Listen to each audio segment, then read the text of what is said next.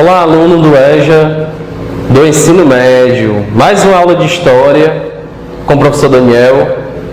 E aí, hoje nós vamos tratar ainda da unidade 1, mas agora tratando do tema de número 2, né? Então, lá na unidade 1, na aula anterior, se familiarize, né, com essa aula. Se você ainda não está familiarizado com ela, busque aí na sua plataforma. Da tema 1, a gente trabalhou sobre fontes históricas, o que é história, né? Nós fizemos aqui uma introdução à história, muito importante para a gente poder dar continuidade aos nossos estudos de história, ok? Então nós temos aí na unidade 1 os primeiros tempos da humanidade e as primeiras civilizações, ok? Então, para esse tema 2, o surgimento das civilizações. Mas para a gente poder começar a entender, a caracterizar, saber que civilizações são essas, né? O que é civilização, também é importante a gente destacar.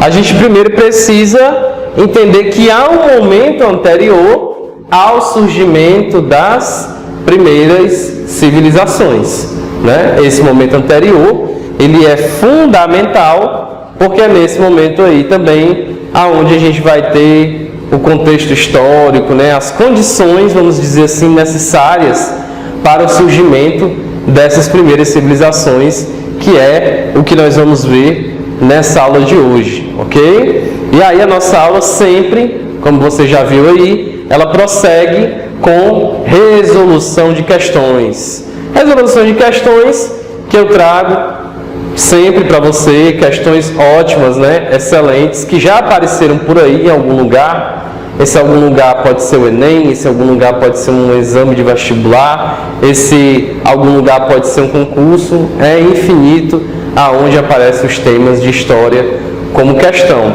E hoje também, para essa aula de hoje, eu trouxe para a gente questões também do nosso material, questões da nossa unidade 1. Então vai ter uma questãozinha lá, muito interessante, não é a única, né? O seu material está ali recheado de questões. E aí a gente também vai começar a trazer questões do seu material para serem resolvidas, ok? Então, calma aí, pegue seu material, preste atenção na aula, que a gente vai começar o nosso conteúdo de hoje, o surgimento das civilizações. Então, recapitulando aqui um pouco, a gente vai começar com um momento da história muito interessante para poder a gente chegar lá nas primeiras civilizações. Que momento é esse? É a chamada pré-história. Você viu lá na aulazinha sobre introdução à história, quando a gente falava que a história humana ela está organizada, ela está dividida em 5 grandes períodos.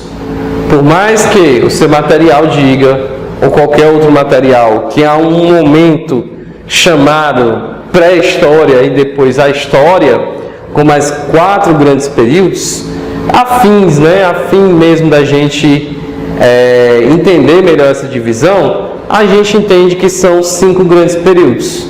A recordar, a nossa periodização tradicional, nós temos um primeiro momento, a pré-história, que aí nós vamos nos dedicar aqui uma parte da aula a falar sobre ela. Depois a Idade Antiga, ou se você quiser chamar aí, Antiguidade. A Idade Média, depois a Idade Moderna e por último a Idade Contemporânea. Portanto, 5 grandes períodos que organizam e dividem a história, ok? Então, o primeiro grande momento para a gente falar aí, antes do surgimento das civilizações, é a chamada pré-história, ok? Lá da aulazinha sobre introdução à história, quando a gente falou um pouco sobre esse primeiro grande período chamado de pré-história, você deve recordar que a gente disse que o prefixo pré significa tudo aquilo que vem antes, ok? Por exemplo, o pré-natal, antes do nascimento, né? Natal aí nascimento, pré-natal antes do nascimento. o pré-carnaval, o pré-vestibular, antes do vestibular, pré-carnaval, antes do carnaval, que vem antes. E aqui a chamada pré-história. E onde é que surgiu esse termo, então, chamado de pré-história, ok? Esse aí é um termo criado, dado, né, pelos historiadores do século, olha só, você aprendeu lá também, né, a identificar os séculos, do século XIX, ok? Então, esses historiadores disseram o seguinte, que o período que vai do surgimento do homem até a invenção da escrita, isso é um momento de pré-história. Não seria, segundo esses historiadores, ainda a história humana, porque para eles o que interessava era o que? A história, ela precisa ser escrita. A história se faz com fontes históricas escritas. Isso, o pensamento, a ideia dos historiadores do século XIX. Nesse chamado período de pré-história, o homem realmente ainda não conhecia, não dominava a escrita como atualmente nós conhecemos, mas já existiam registros, né, da vida, da trajetória desses primeiros homens e mulheres. As pinturas rupestres, as ferramentas que eram utilizadas, né, para a caça, ok? Para a agricultura também. Então, esse conceitozinho de pré-história, a gente pode até usar ele, né, esse termozinho, mas não esquecendo de colocar o quê? As aspas, né? Porque atualmente os historiadores já consideram que esse momento aqui já é um momento, sim, da história humana. Já tem a ação do ser humano. E isso aí é identificado através das fontes desse momento aí, que é as pinturas rupestres, né, os fósseis e por aí vai. Ok? Então, apesar disso, a gente utiliza esse termo de pré-história. Então, a pré-história aí, ela fica do surgimento do homem à invenção da escrita.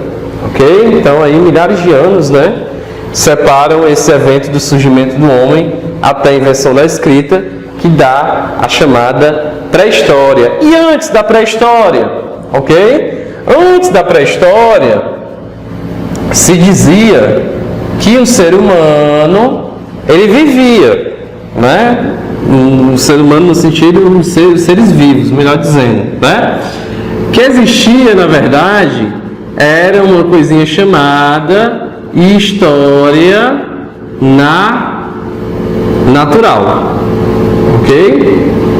Antes do surgimento dessa chamada pré-história. O que era essa tal história natural? Né? O homem ainda não existia nesse momento e o que existia eram vírus, bactérias, certo? Os primeiros animais, fauna, né? Vou botar aqui, fauna, animais, flora, vegetações, né? Flora, fauna, vírus e bactérias, ok? Então esse momento aí era a história natural antes da chamada pré-história. Com o surgimento do homem, aí sim, né, cabe a gente falar que há a pré-história, de acordo lá com os historiadores do século XIX, até a invenção da escrita. A grande crítica aí depois desse termo é justamente esse, né? Ora, isso já é a própria história, já é o registro desses primeiros seres humanos, né? Então a crítica que é feita é a esse termo. Ali já é a história, ali já há sim vestígios da trajetória do ser humano. E não como os historiadores do século XIX bem pensavam, que era um momento apenas de de antes da história. Fazemos a crítica, porém, até hoje, para os nossos estudos, a gente precisa compreender a pré-história nessa seguinte forma: surgimento do homem, a invenção da escrita. E dentro da pré-história, ainda tem três grandes períodos que subdividem a chamada pré-história. Um período que você pode chamar aí Idade da Pedra Lascada, ok? Essa Idade da Pedra Lascada é o que você pode chamar também de Paleolítico. Aqui, né? Ó. A Idade da Pedra Lascada é o Paleolítico. Então esses nomes também, de novo, quem foi estabelecendo, né, foram os arqueólogos, os historiadores, né, os antropólogos. Então diziam, a Idade da Pedra Lascada atualmente ela é mais conhecida como Paleolítico. E o que é que caracteriza então o chamado Paleolítico? A nível de questões, a nível de textos de história, atualmente prefere-se chamar Paleolítico, mas pode ser que você encontre de repente no seu material uma questão de prova, um outro livro de história, enfim, na internet, né? Esse momento também da pré-história, esse período de Idade da Pedra Lascada. O que caracteriza então o Paleolítico ou Idade da Pedra Lascada? A coleta de frutas, certo? Nesse momento aí, esse ser humano, ele é um coletor, ok? A caça de animais, a pesca, ok? Então ele é um coletor e ele é um caçador, porque ele precisava sobreviver. E esse ser humano também, na fase do Paleolítico, ele era nômade. E o que é que significa o indivíduo ser nômade? Então o que é que acontece, né? Esse ser humano, para manter a sua sobrevivência, ele passava constantemente migrando de um ponto para o outro. Por quê? Né? Se as condições do ponto A que esses seres humanos não estavam favoráveis, como por exemplo a temperatura, a falta do que caçar, a falta do que pescar, a falta de frutos, não estava sendo suficiente para a sua sobrevivência, ele ia para um outro ponto, B. Se o ponto B também não era tão favorável, ele ia para C, D e assim sucessivamente. O nomadismo, né? Isso é o nome dessa prática, é o nomadismo. Ele era um indivíduo nômade, ele não era fixo em um território. É isso daí, inclusive, que mais para frente a gente vai falar, que vai também favorecer o contrário do nomadismo, né? O sedentarismo, vai favorecer também o surgimento das primeiras civilizações. Mas por hora, no Paleolítico, o homem ele é nômade, ok? Ou no plural aqui, eles eram nômades. Olha só, e é no Paleolítico ou Idade da Pedra Lascada que surge também uma das primeiras manifestações artísticas que nós temos registro, que é as pinturas rupestres, né? E o que é que são essas tais pinturas rupestres? São o que a gente conhece aí como a pintura na parede das cavernas, né? Essas pinturas rupestres, geralmente elas trazem, mais ou menos aqui no meu desenho, né? Figuras, né, de animais, ok? Elas trazem, né, figuras de seres humanos.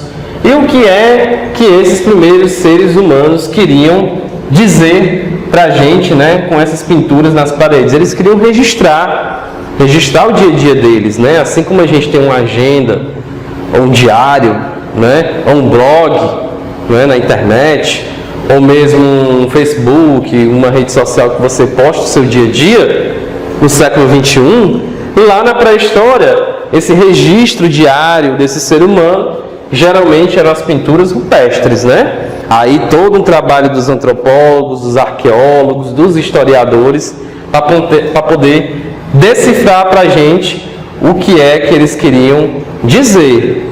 Falar disso, das pinturas rupestres, é falar das primeiras manifestações artísticas, né? É um tipo de arte, e é também dizer que é uma forma de comunicação.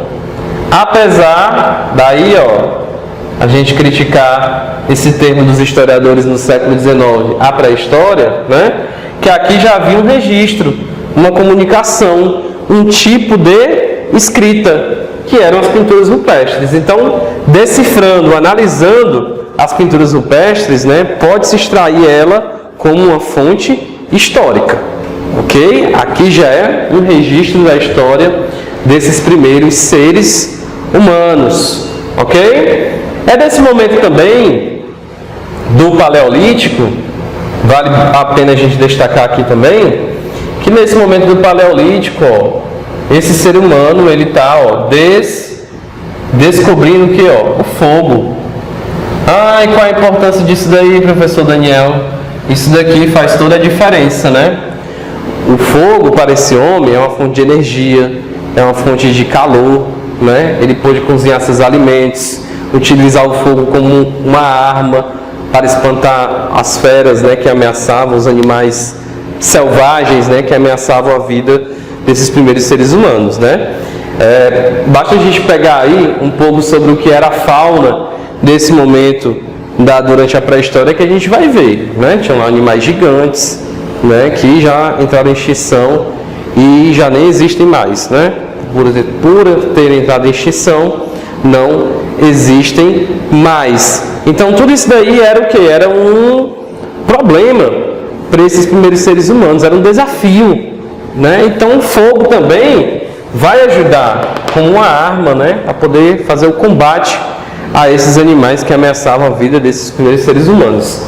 A descoberta do fogo, então, ela foi fundamental, porque se o homem, né, ele não descobre como utilizar o fogo, certamente a espécie humana ela teria entrado em extinção.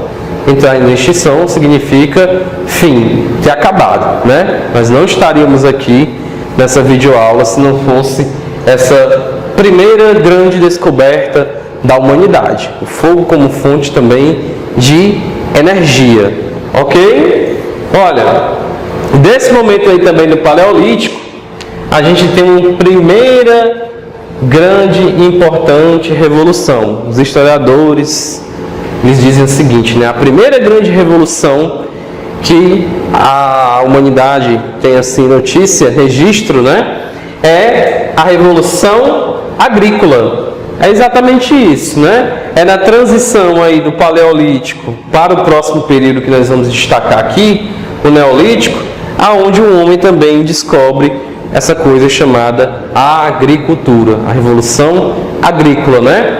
Ao invés desse homem só coletar, ele agora vai conseguir o quê? Plantar, desenvolver a agricultura, plantar para a sua própria subsistência, ok? Então nessa transição aí, Paleolítico, Neolítico, nós temos a revolução agrícola, o domínio e a invenção da agricultura. Olha só, lá no Paleolítico, o homem apenas caçava, não é isso?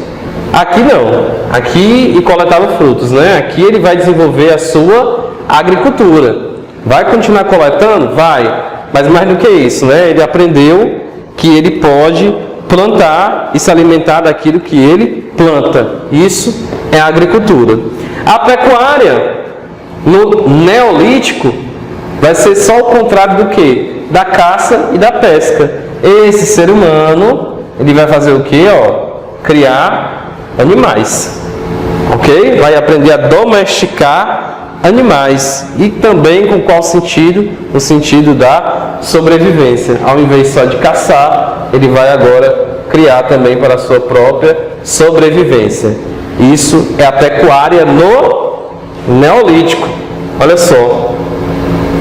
O Neolítico também recebe um segundo nome, que já era muito conhecido, né? Há muito tempo, nos livros de história, preferiam chamar esse momento de Idade da Pedra Polida, ok? E a Idade da Pedra Polida é a mesma coisa do Neolítico.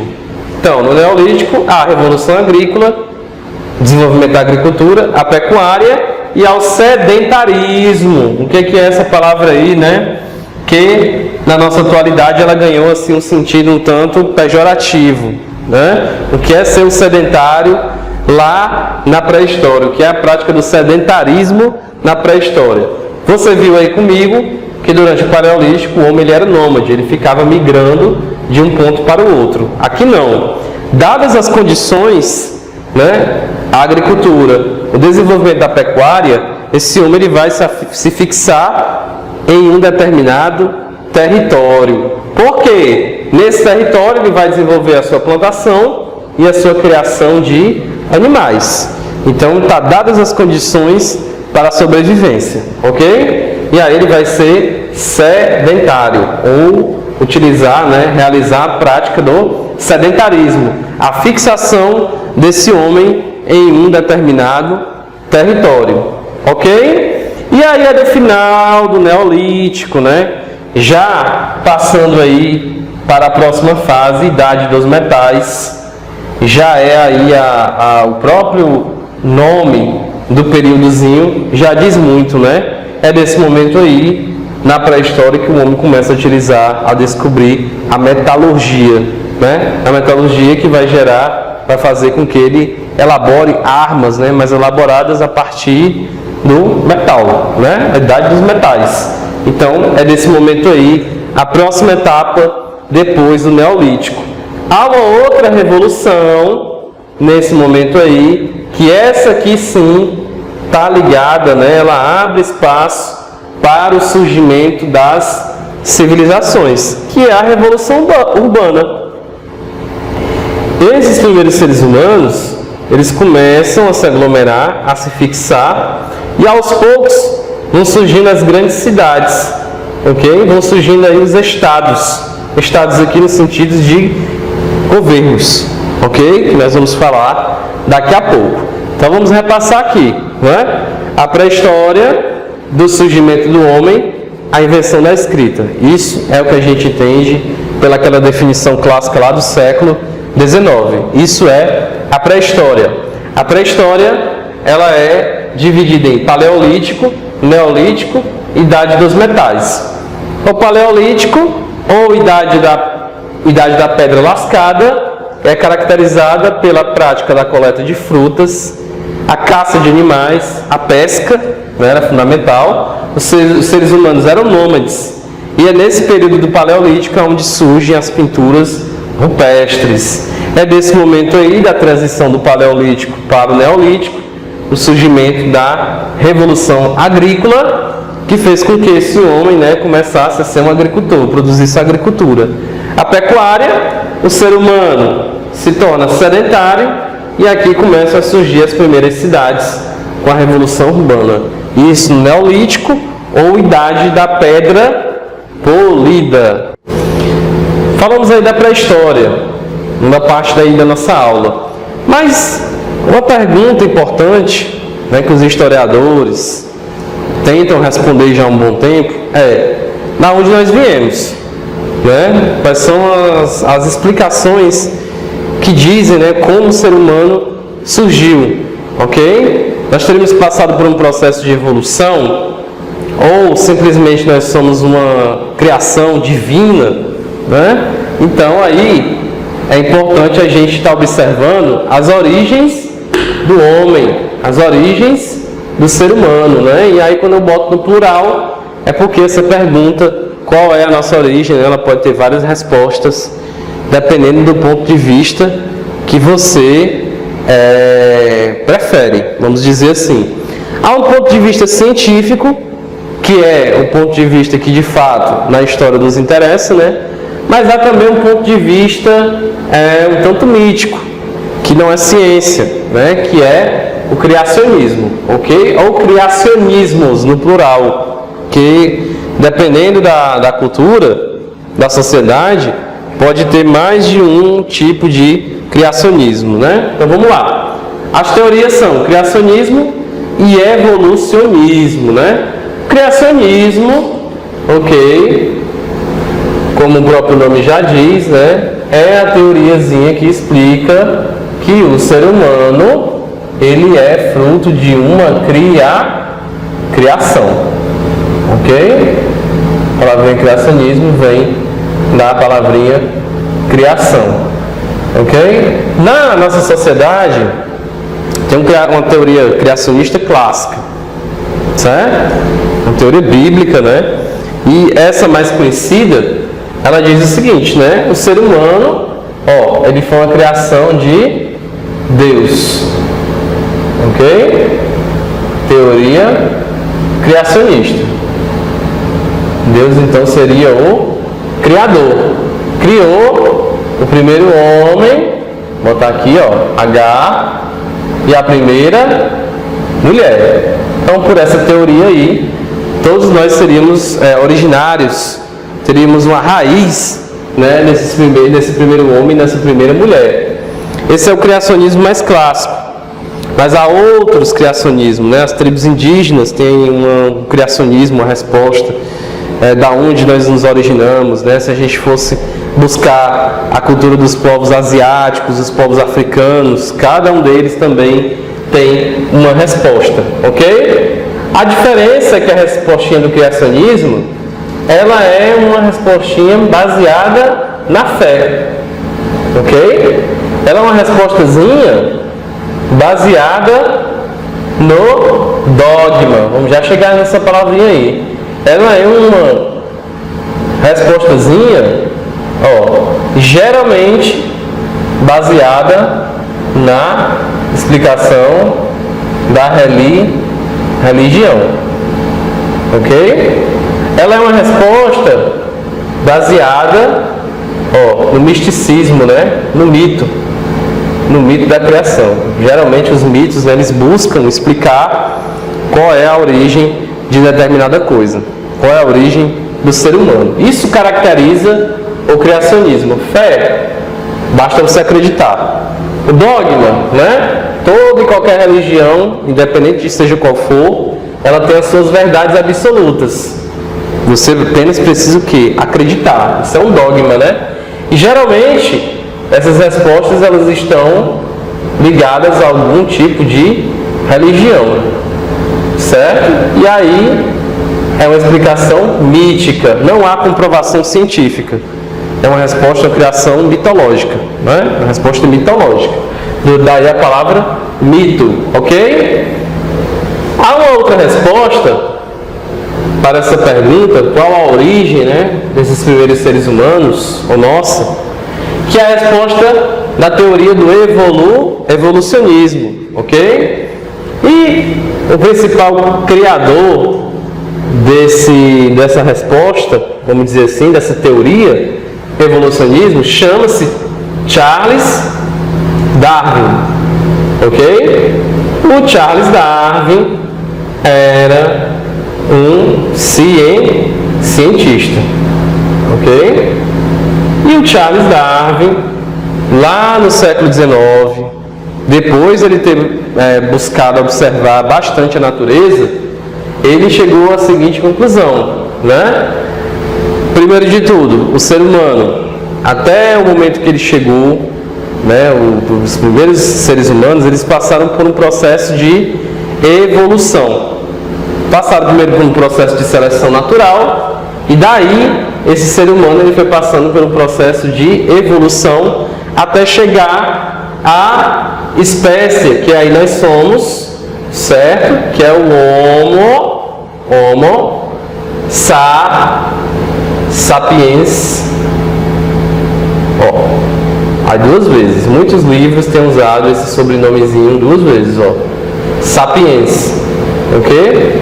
Sapiens significa que sabe, vem de sabedoria, inteligência, razão, somos nós, Homo sapiens, sapiens.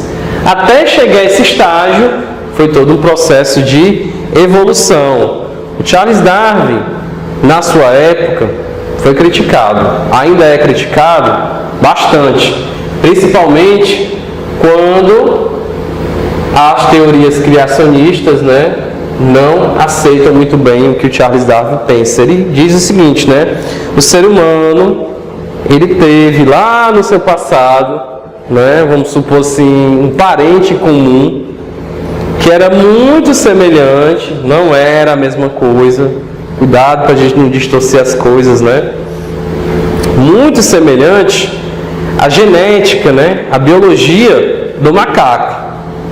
Não é que o ser humano ele veio do macaco, ele teria vindo de um parente muito parecido, o primeiro ser humano, né? Geneticamente, biologicamente falando. E aí, vamos dizer assim, essa primeira espécie de ser humano, ela foi evoluindo até chegar o Homo sapiens que nós somos, né? Então foi uma luta pela sobrevivência, foi uma luta para a evolução até chegar ao estágio que a humanidade se encontra hoje, ok? O ser humano se encontra atualmente. A grande diferença é essa daí, né? O Charles Darwin é um cientista, portanto, a sua resposta ela é científica, ok? Ela se baseia na ciência.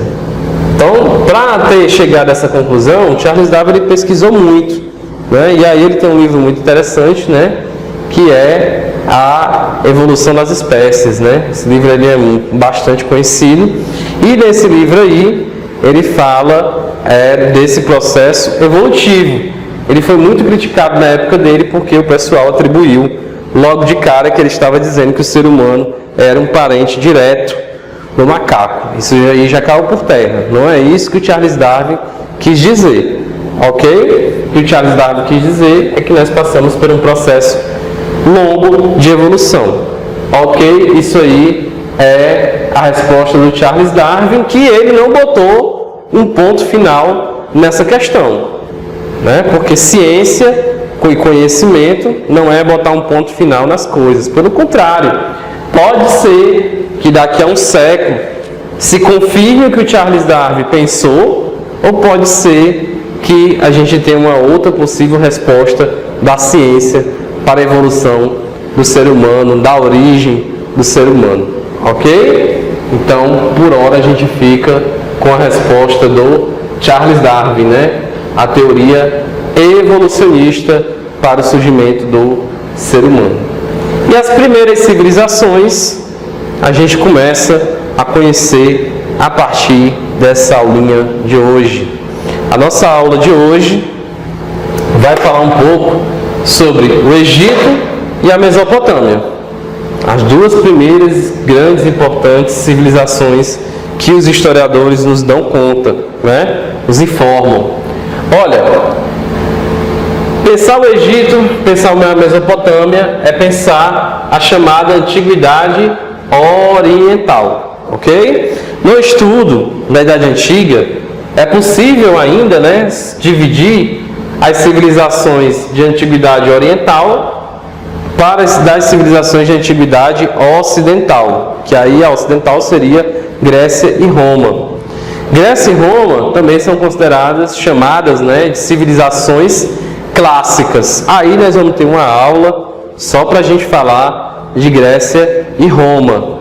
Por hora, basta a gente falar da Antiguidade Oriental, que são Egito e Mesopotâmia. O que há em comum entre essas primeiras civilizações? Ok? Elas também são chamadas de civilizações hidráulicas. Civilizações hidráulicas, eu posso encontrar ainda por aí esse termo? Posso. Principalmente em questões de provas ou de um livro, né? A palavra hidráulicas vem de hidráulico, né? Vem de água, ok? Então são civilizações que têm uma relação muito próxima desse elemento da natureza, porque desse elemento da natureza dependeu o quê? A sua sobrevivência. Dependeu, por exemplo, né, o cultivo de plantas e a criação de animais, porque sem água nem o ser humano, nem as plantas, nem os animais sobrevivem, né? Então as civilizações da Antiguidade Oriental que podem ser chamadas de civilizações hidráulicas, e por uma boa razão. O Egito, a civilização egípcia, né, ela se desenvolveu aproveitando, né, em torno das águas do rio Nilo, ok? Obras, né, foram criadas para poder drenar essa água para o desenvolvimento da agricultura e da pecuária na região do Egito. Um outro exemplo é a Mesopotâmia, porque essa palavrinha vem do grego e significa terra, terra, terra entre rios, ok? A palavrinha Mesopotâmia significa isso. Rios no plural, né? Então são dois. Rio, ó, Tigre, Rio Tigre e Rio Eufrates. Onde é que está localizado atualmente, né? Se eu fosse pegar aí, consultar aí o meu mapa, né? O meu mapa digital, o meu globo terrestre, meu site de geografia, né? Onde é que eu poderia localizar hoje a Mesopotâmia? É possível? Esse território ainda existe? Existe. E ele é conhecido por um país chamado Iraque. Ok? É exatamente esse que você deve estar recordando aí, que no começo dos anos 2000 passou por um momento de guerra. Ok? Esse momento de guerra, para a gente não misturar muito aqui os assuntos, vamos dizer assim, foi um embate, né, armado entre Iraque e Estados Unidos. Ok? A guerrinha ali que começou lá no início dos anos 2000, né, 2003, 2004, foi ali o auge na guerra do Iraque. Então o Iraque, lá na antiguidade, lá na Idade Antiga, era a região da Mesopotâmia. Beleza? Uma outra característica aí em comum entre Egito e Mesopotâmia é que ambos eram impérios teocráticos.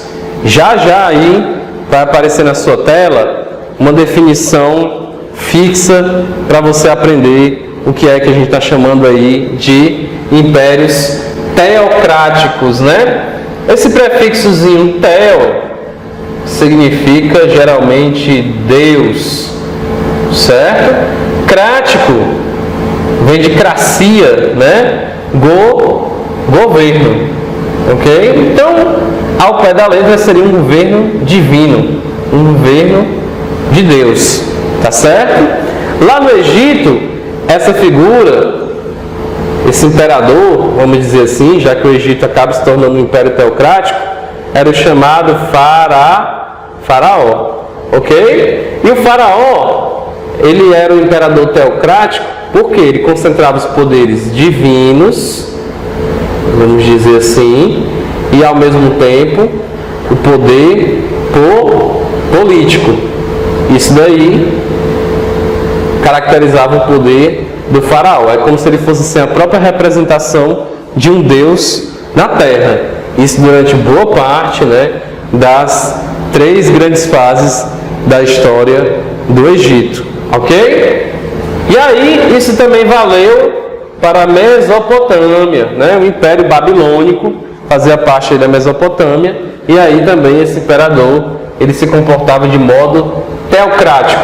É uma divindade considerada, tem o poder, vamos dizer assim, religioso, associado ao poder político. Essas aí são as características gerais sobre essas primeiras civilizações, ok? E aí, vamos aos nossos exercícios, vamos aí a uma definição fixa para você aprender impérios teocráticos. O exemplo é o Egito, o exemplo é a Mesopotâmia, e seguimos com questões ainda aí nessa aula.